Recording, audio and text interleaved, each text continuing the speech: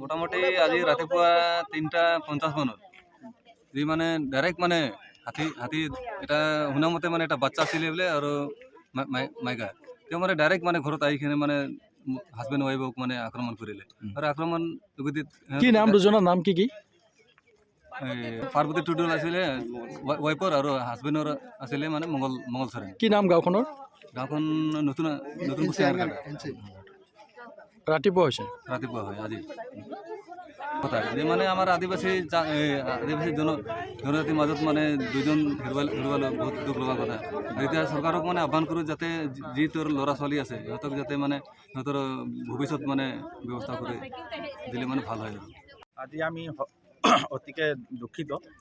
আমাৰ আজি ৰাতিপুৱা প্ৰায় 3:30 মান বজাত বনৰীয়া হাতী আৰু আমাৰ মানুহৰ মাজত সংঘাত হোৱাত পাৰ্বতী টুডু আৰু মংগল চৰেণ নামৰ দুইজন ব্যক্তি আজি মৃত্যুবৰণ কৰিলে।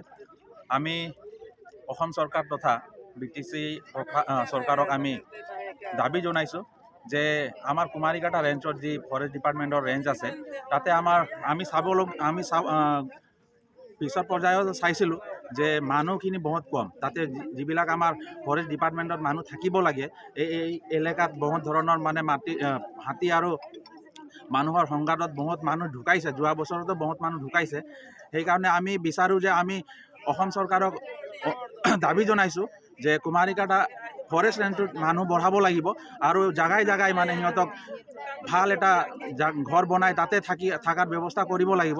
আৰু গাড়ী ঘোঁৰা আমি দেখিবলৈ কম পাইছোঁ, সেইকাৰণে সিহঁতে সোনকালতে আহিব নোৱাৰে। তো গাড়ীৰ ব্যৱস্থাও কৰি দিব লাগিব তেখেতসকলৰ কাৰণে।